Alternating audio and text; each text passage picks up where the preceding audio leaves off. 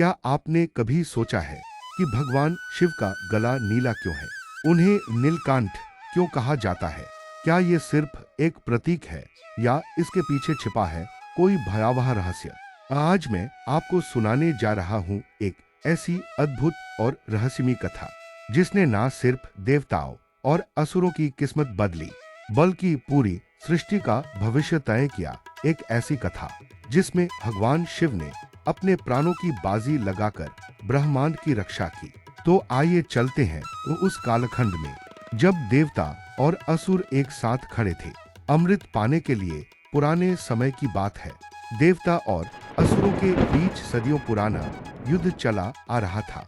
देवता कमजोर पड़ रहे थे, उनकी शक्ति क्षीण हो रही थी। तब देवताओं ने भगवान विष्णु से सलाह ली। भगवान विष्णु ने कहा, अमृत ही तुम्हें फिर से अजेय बना सकता है। समुद्र मंथन करो, अमृत प्राप्त करो। लेकिन अकेले देवता समुद्र मंथन नहीं कर सकते थे। इसके लिए असुरों की भी मदद लेनी पड़ी और हुआ समुद्र मंथन का अद्भुत संयोग। मंदराचल पर्वत को मथनी बनाया गया। वासुकी नाग को रस्सी देवता एक ओर खड़े, असुर दूसरी ओर। जैसे जैसे समुद्र मथा गया अद्भुत चीजें निकलने लगी। कामधेनु गाय, ऐरावत हाथी, कल्पवृक्ष, लक्ष्मी माता स्वयं प्रकट हुई। लेकिन तभी समुद्र से निकला हलाहल विष, एक ऐसा जहर जिसकी सिर्फ एक बूंद पूरी सृष्टि को जला सकती थी। पृथ्वी, आकाश, जल, वायु सब प्रदूषित होने लगे, प्राणी मरने लगे। देवताओं ने ब्रह्मा जी से मदद मांगी। ब्रह्मा जी बोले, इस विष को सिर्फ एक ही शक्ति संभाल सकती है, महादेव शिव। सभी देवता कैलाश पर्वत की ओर भागे, आकाश में उड़ते हुए। धरती कांपती रही और वे पहुंचे भगवान शिव के द्वार पर।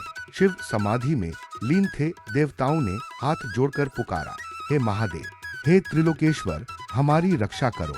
शिव ने धीरे से आंखें खोली। देवताओं ने विष का पूरा हाल बताया। शिव क्षण भर के लिए मौन रहे।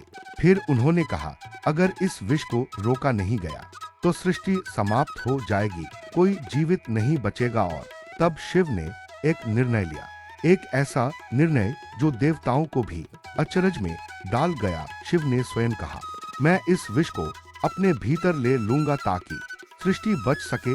देवता घबरा गए, नहीं महादेव, ये विष अत्यंत प्रचंड है, ये आपको नष्ट कर देगा। शिव मुस्कुराए, मृत्यु और मैं तो सदा से साथ हैं, मुझे डर किसका। फिर शिव ने अपना त्रिशूल उठाया और समुद्र के पास आए।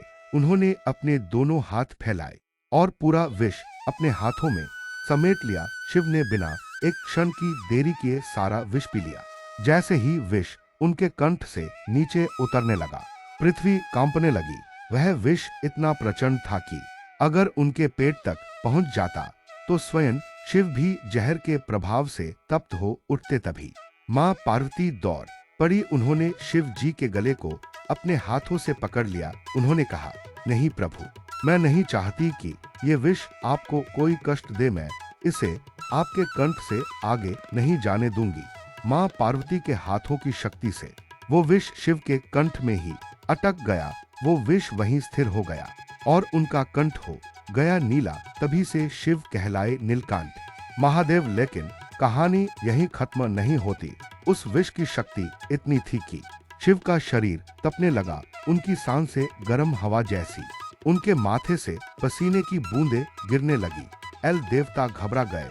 उन्होंने तुरंत चंद्रमा को शिव की जटाओं पर बैठने के लिए प्रार्थना की। चंद्रमा ने अपनी शीतल किरणों से शिव के ताप को शांत किया। प्राणी फिर से जी उठे। इस कथा में एक छुपा रहस्य है। कहा जाता है कि जब शिव ने विष को पिया तो उन्होंने अपने भीतर अहंकार, क्रोध, लोभ, मोह, ईर्ष्या जैसे सभी जहरीले भावों को भी जला डाला। उन्होंने न सिर्फ सृष्टि को विष से बचाया बल्कि मनुष्य को ये सिखाया, अगर जीवन में विष आए तो उसे अपने अंदर रोकना सीखो, उसे बाहर मत फैलाओ। क्योंकि अगर हम अपनी कड़वाहट दूसरों पर थोपेंगे तो पूरा संसार जहर बन जाएगा। और यही शिव का असली संदेश था। दोस्तों, आज भी हमारे जीवन में कई प्रकार के विष हैं, नफरत का, गुस्से का, द्वेष का, लालच का। अगर हम शिव की तरह उन्हें अपने कंठ तक सीमित रखना सीखे और दुनिया में सिर्फ प्रेम और अच्छाई बांटे, तो यही सबसे बड़ा तप होगा। जब भी जीवन में कठिनाई आए, जब भी कोई जहर आपको दुख दे, याद करो उस क्षण को जब नीलकंठ महादेव ने अपने प्राणों की बाजी लगाई थी। अगर आपको ये कथा पसंद आई तो लाइक करें, शेयर करें और ऐसी ही दिव्य कथाओं के लिए चैनल को सब्सक्राइब करना ना भूलें। शिव की जय हो।